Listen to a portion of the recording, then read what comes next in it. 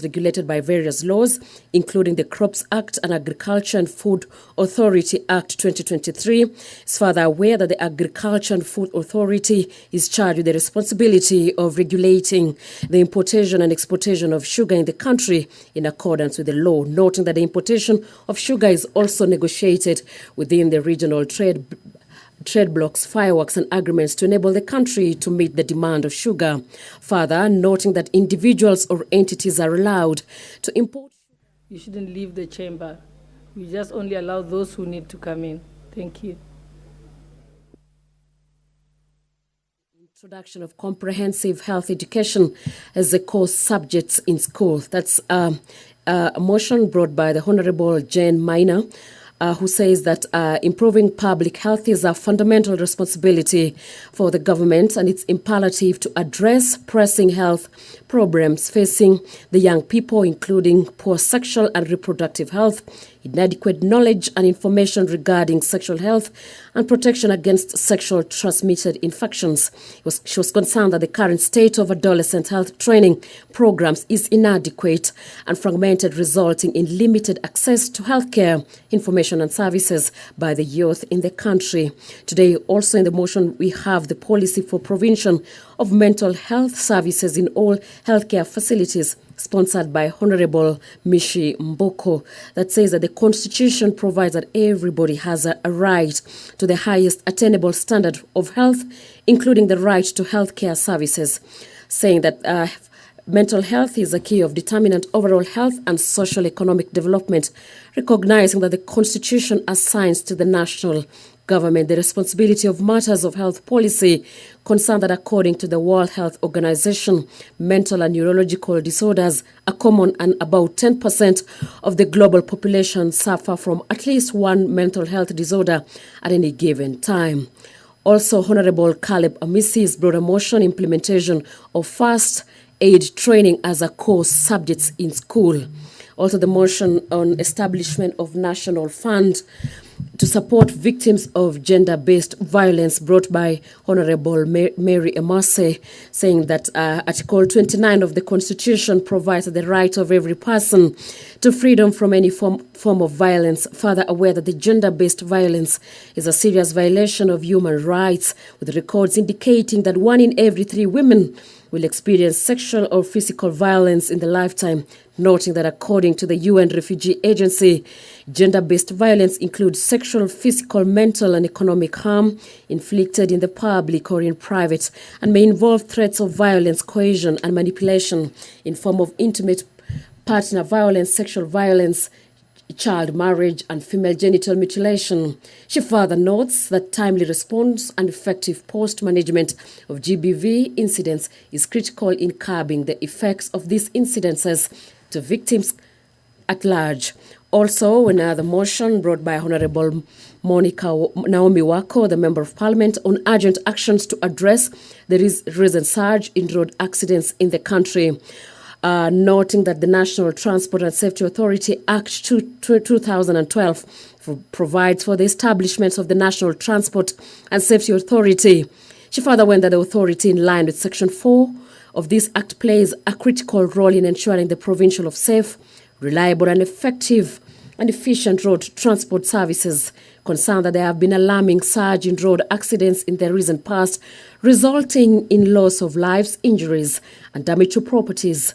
Further, concerned that the authority has not effectively and fully performed its function of regulating safe and reliable transport services, especially in dealing with public service vehicles, noting that poor maintenance of motor vehicles and lack of deeply concerned that school-going children are increasingly becoming victims of these road accidents. Also, there is an adoption of government-to-government model to acquire and supply fertilizer to farmers at subsidized cost. This is the motion brought by Honorable Joseph Ruto, the Member of Parliament, saying that Kenya is an agricultural-based economy with a significant portion of its population relying on farming for their livelihoods. It notes that further quality and quantity of crop yields in Kenya has been hampered to a large extent by lack of adequate and quality fertilizers, leading to decreased agricultural productivity and economic losses. It further notes that the government has committed to improving agricultural productivity through various initiatives, including provincial of subsidized fertilizers, concerning that the cost, quantity and quality of fertilizers and subsequently the cost of production of food crops, cash crops, including coffee, tea and miraa, has increased due to the number of factors, among them high cost of fertilizers due to markup by private suppliers of fertilizers, concerned that threat to food security is a threat to national security, recognizing that the government model has been noted to lower cost of production, and also recognizing that the account is willing to enter into an agreement between that of the government-to-government model to acquire the supply of fertilizers to farmers at subsidized cost. He also recognizes that they have been proven to be effective and efficient and improves the livelihoods, including the cost of living, such as the supplies of fertilizers, particularly in countries with similar agricultural condition as Kenya.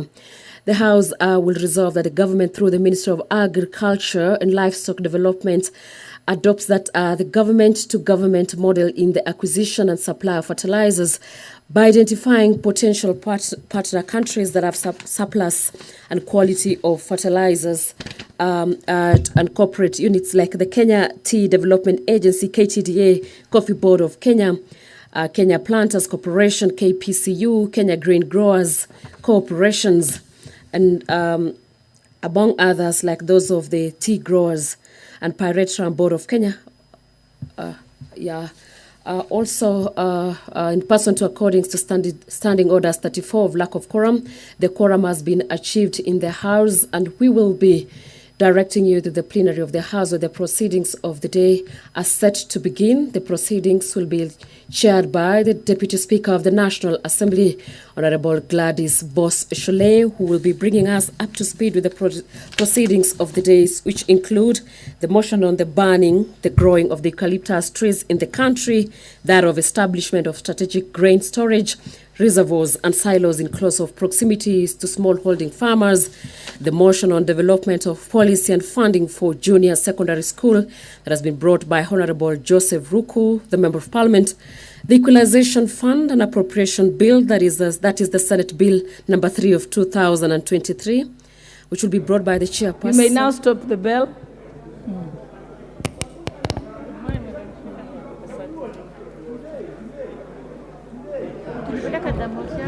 Order number 1, administration of oath.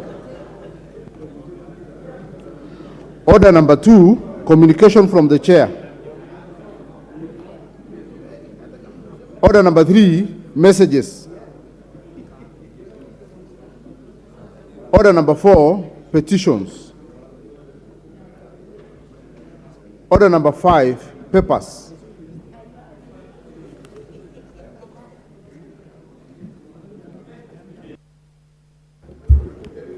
Majority Leader. Honorable Speaker, I beg to lay the following papers on the table of the House today, Wednesday, 21st June 2023, morning sitting. Annual report and financial statements of Kenya Civil Aviation Authority for the year ended 30th June 2021. Annual report of the National Intelligence Service for the year ended 31st December 2022. Reports of the Auditor General and financial statements in respect of the following constituencies for the year ended 30th June 2022 and the certificates therein. Tinderet, Central Imenti, Moiben, Ainabkoi, Runyenjes, Tharaka, Marakwet East, Marakwet West, Cherangani, Mngwen, Nandi Hills, Manyata, Keses, Igembe Central, Mosop, Chesumei, Tigania East, Chuka Igamba Ng'ombe, North Imenti, and Keio South. Thank you, Honorable Speaker.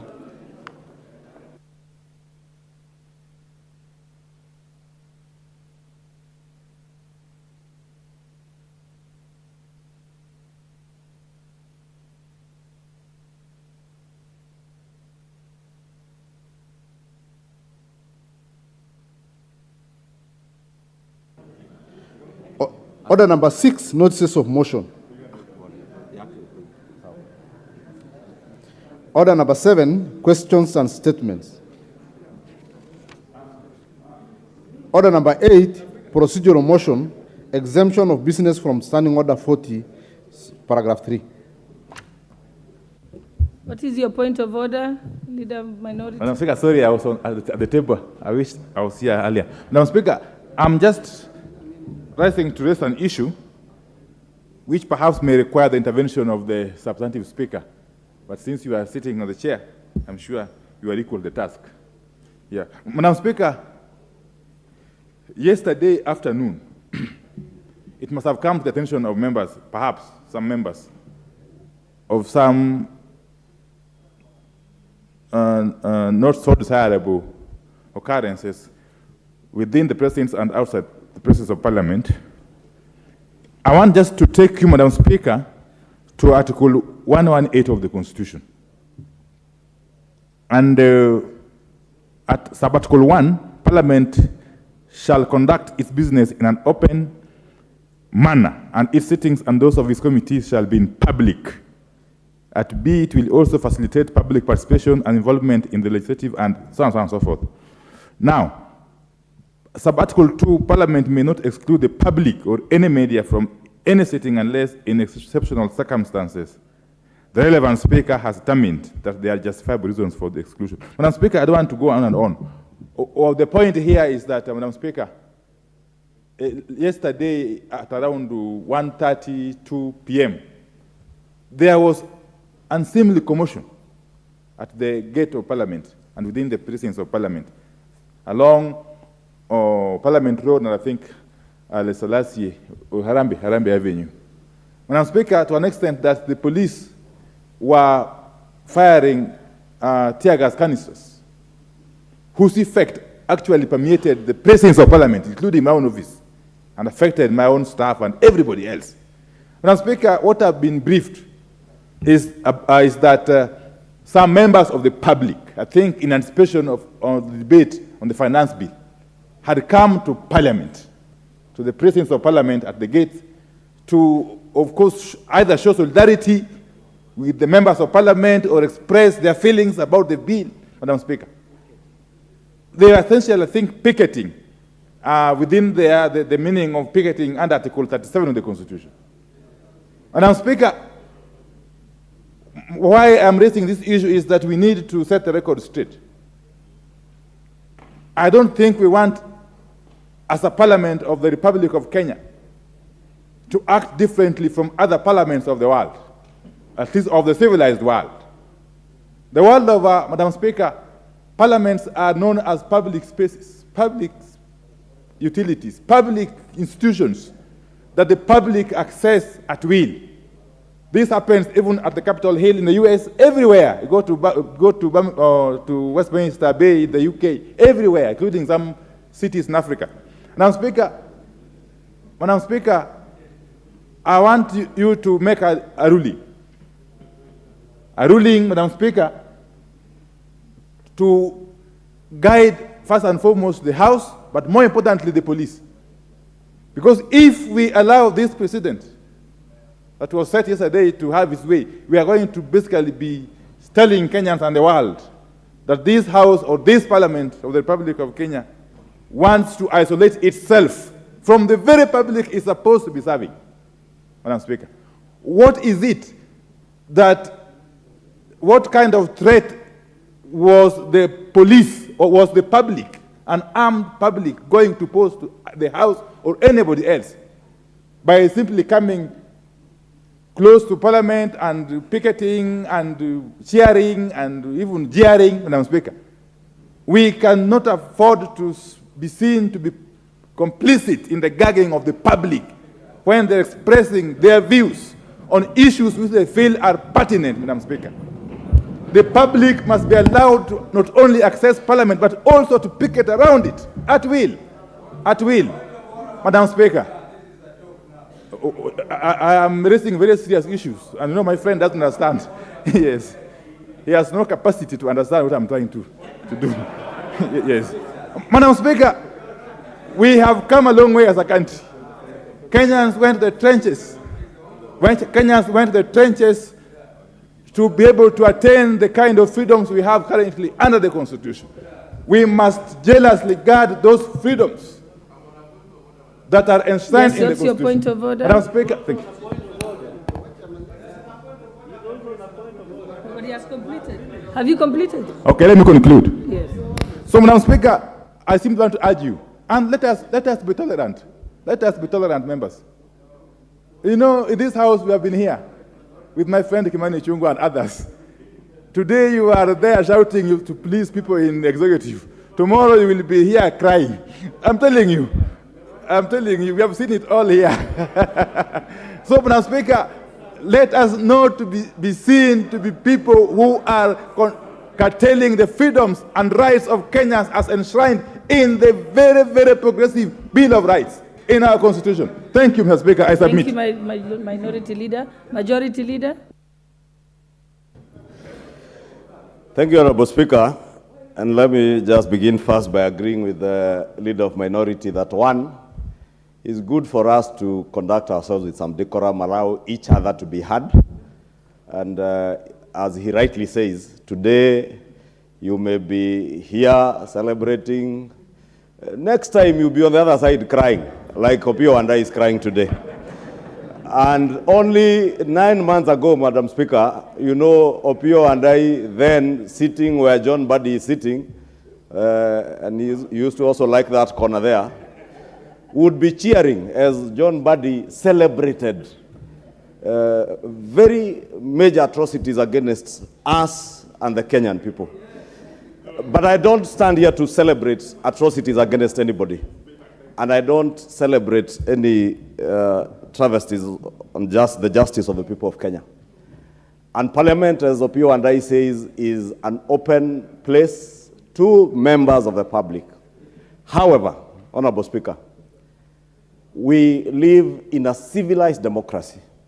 And in a civilized democracy, like happens all over the world, around parliaments, they are picketing corners.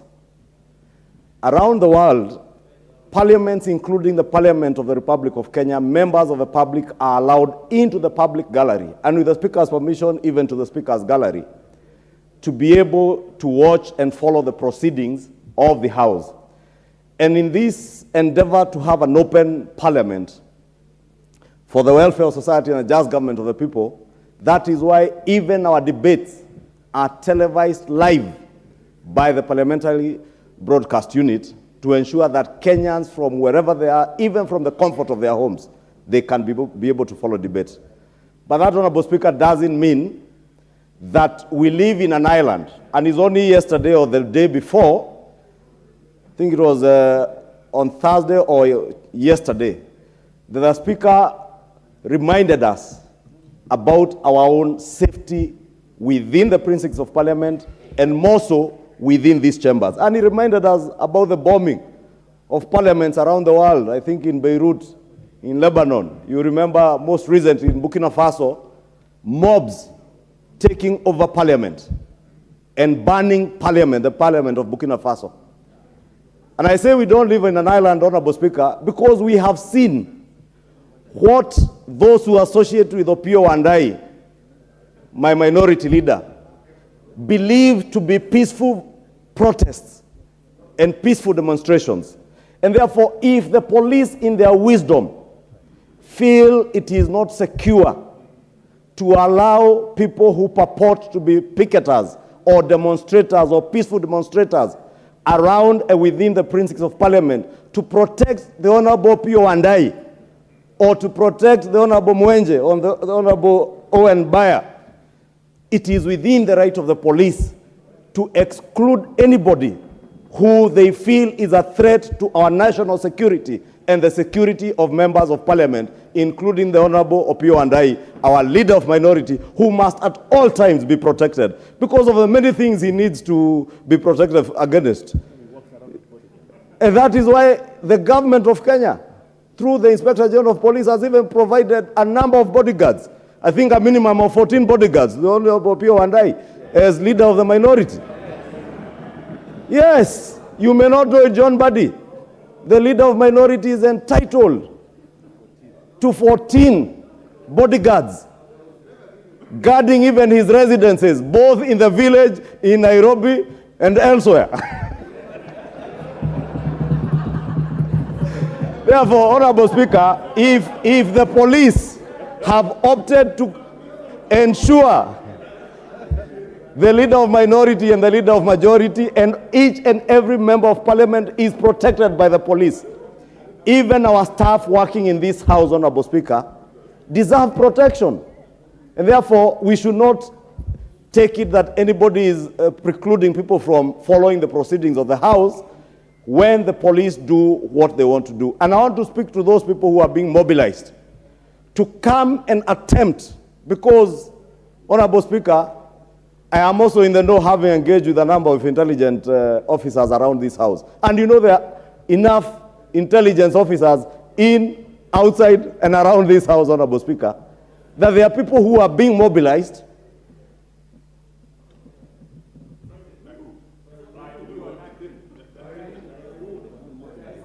I hear people asking by who. I don't know what is itching you. I say there are people who are being mobilized to attempt to intimidate members of parliament not to come to and carry out their constitutional mandate yesterday afternoon, today, and tomorrow. And I want to ask the Inspector General of Police, even now, anybody who wants to picket around parliament needs to notify the police where they want to picket, over what. If they can write to the speaker, I am sure around KICC on the opposite side, I think there is already some space that is now already designated as a picketing corner. And your right to picket and demonstrate ends where mine to carry out my constitutional work as a member of parliament begins. Nobody should attempt to stop any member of parliament from coming to do their work as members of parliament. However you feel about the finance bill or any other business. And you may as well protest in our constituencies. You may protest anywhere else, but do so peaceably or in a peaceful manner and in line with all the provisions of Public Order Act, Honorable Speaker.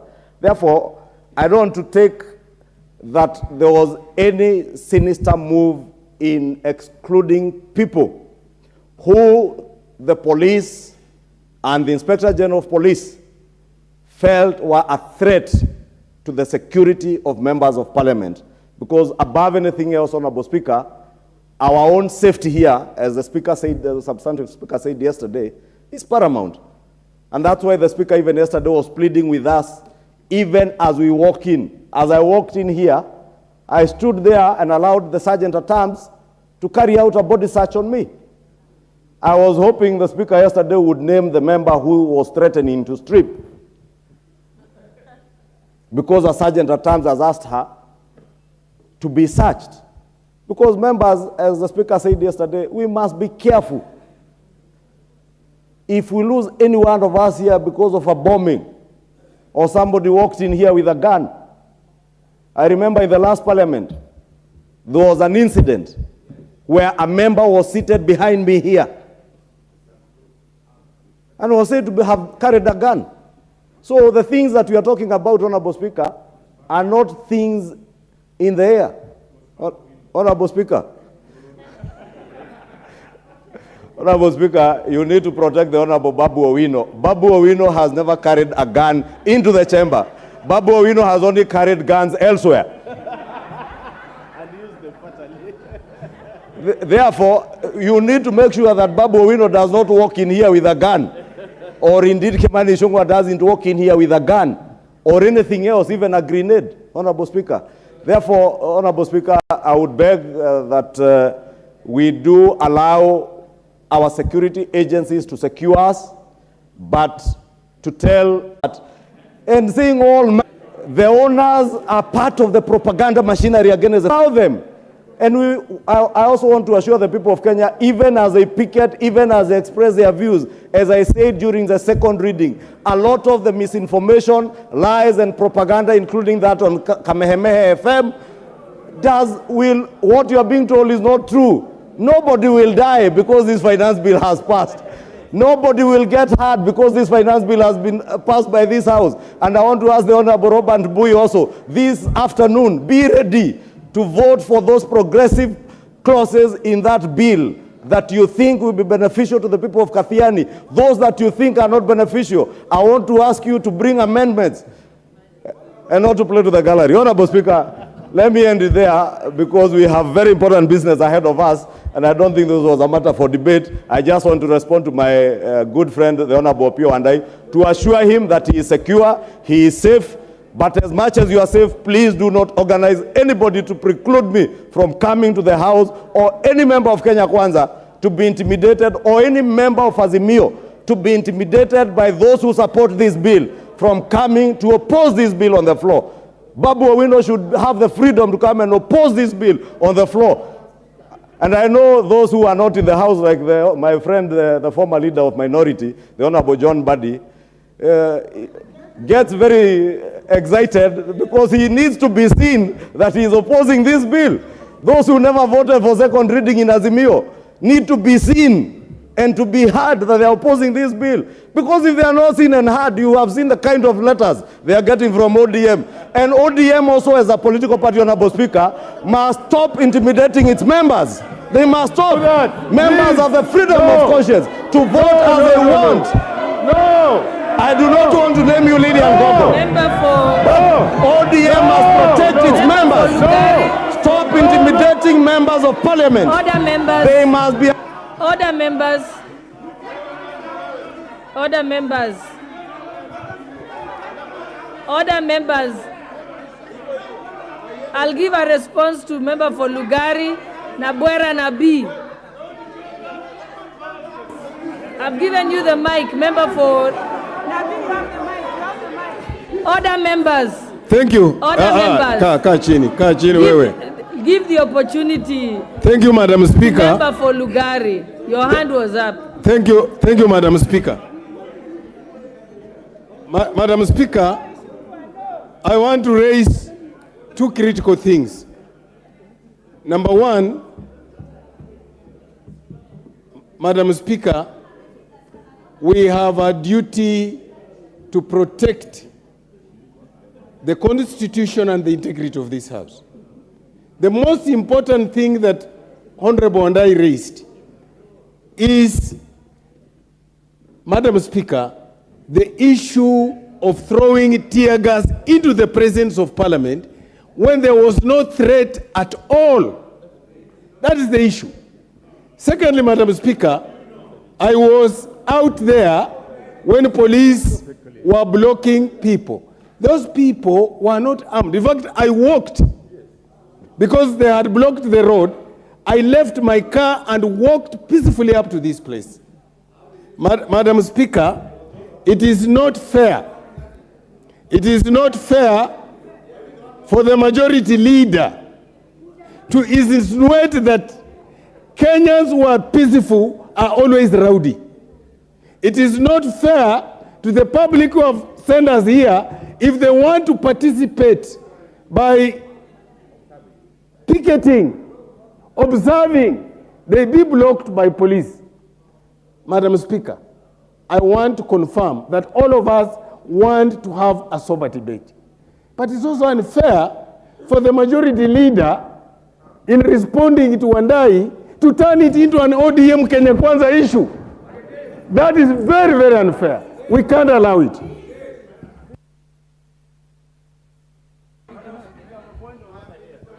What's your point of order, Honorable Mbadi?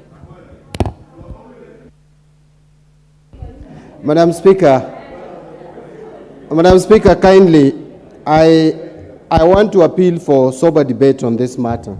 Madam Speaker, I think the question before us here is about the rights of Kenyans to picket, the rights of Kenyans to express themselves vis-a-vis what the Leader of Majority has said about the security of members of Parliament. Those are two issues that I think we need to deal with as a House. Whereas I agree that Parliament as an institution must be protected from any harm, any threat, any insecurity. That is also done everywhere in the world. Yes, we don't want to see cases like what happened in Capitol Hill when the supporters of the former President Trump invaded the precincts of that institution. But again, we must allow Kenyans the latitude and freedom to express themselves around the precincts of Parliament peacefully. There is no indication or evidence that those Kenyans who came around the precincts of parliament yesterday threatened the peace, threatened the security of members of parliament. If there is that evidence, it needs to be tabled. We need to be tolerant, and as a house, I think it is high time that we created a space. You cannot ask those who want to picket about parliamentary proceedings to go to KICC. It must be around parliament.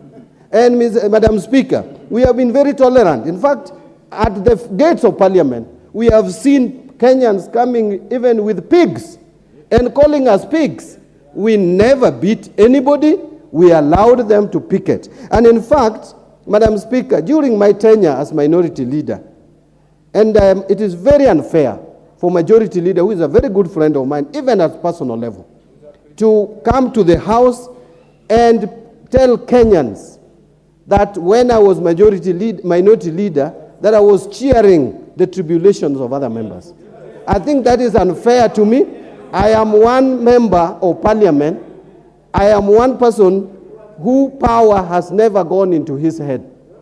I don't allow power to get into my head. And Madam Speaker, for the information of Kimani Ichung'wah, I don't need to prove anything as a member of parliament for my coalition to know, or my party to know, my level of loyalty and my level of commitment towards the just cause of the people of Kenya. Yes. I have done it previously, I continue to do it, and I will do it up to the time that God has planned that I will be sitting in this house. I don't know when. So my friend, Honorable Kimani Ichung'wah, lastly, Madam Speaker, allow me, because he mentioned me about 3 times. He's my very good friend. And I want to persuade him again that, you know, when you get power, manage power. I see the majority leader as a gentleman who used to be very polished when he was the chair of the budget committee, and when he was my student as a legislator. I have been tutoring him, including his coming to my house, and we were discussing, and I've been telling him how to conduct himself. When he has become majority leader, Madam Speaker, he is completely wasted. He has become arrogant. He even talked to seniors like me, and very rude. So, Madam Speaker, please save us from the majority leader. You cannot impute on the character of others. Honorable members, we have other business to transact. I think the point raised by Honorable, you don't have the mic. Honorable Okello, you do not have the mic. Honorable members, I think the issue that has been raised by Honorable Wandai and also responded to by various members and their views given. As we know, the happenings of yesterday,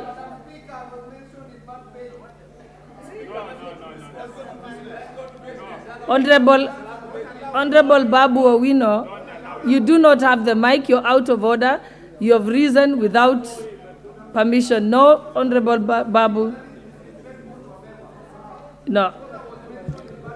For you to rise and shout from your chair is in fact disrespectful.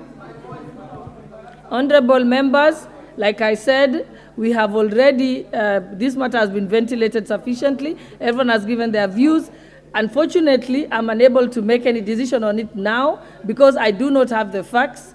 I probably will need to, I don't have the investigation of what transpired yesterday with me, so we'll defer that for communication later from the Speaker's chair.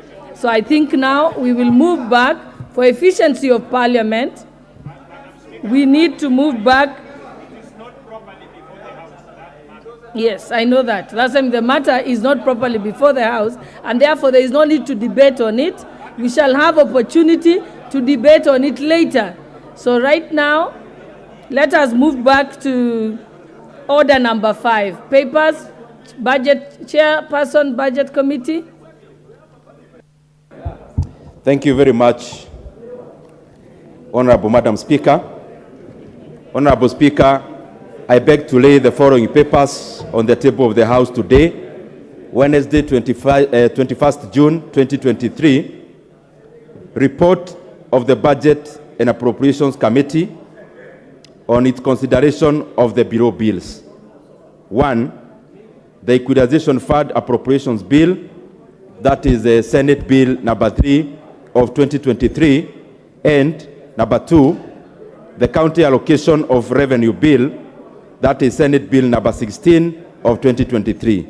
Thank you very much, Honorable Speaker. Next order. Order number 8, procedural motion, exemption of business from Standing Order 43. Majority Leader.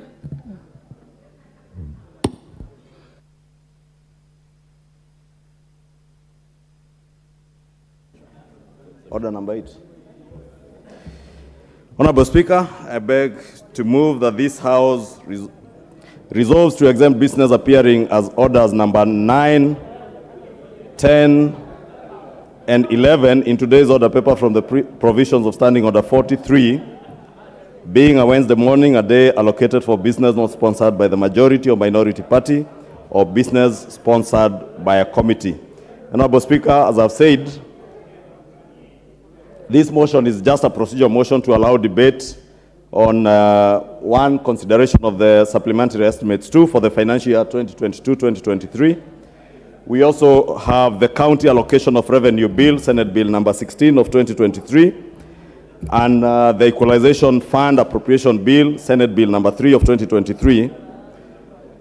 Honorable Speaker, these motions and bills are sponsored by the Budget and Appropriations Committee, and we need to avail time for their passage of these very important financial bills that have timelines, and that is why in the House Business Committee yesterday, Honorable Speaker, we did agree as the House Business Committee that would exempt business in line with the provision of Standing Order 43 to allow us to be able to transact business this morning, and therefore stand down the private members' motions until we finish with the orders at order number 9, 10, and 11.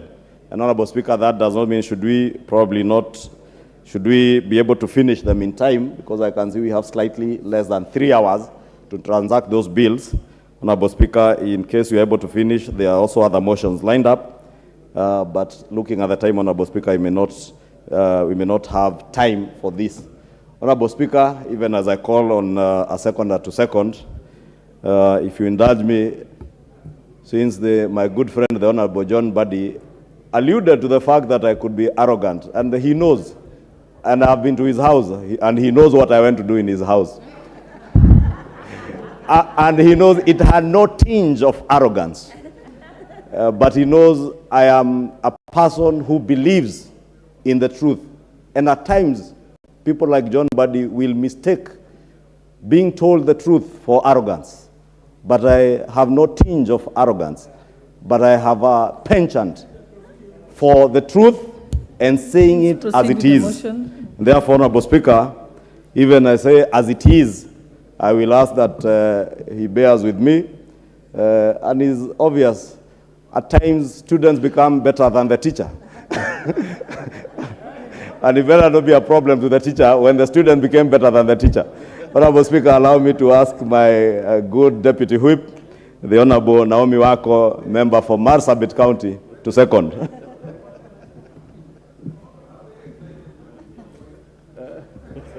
Madam Speaker, I second. Thank you. What's your point of order, Honorable Makali? Honorable Makali, why don't I propose the question first, then you?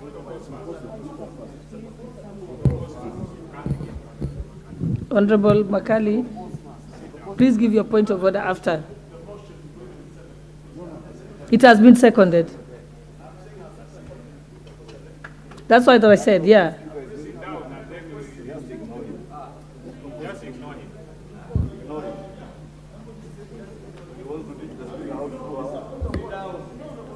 No, honorable member, I requested politely that if you could have a seat, I put the question. Honorable members,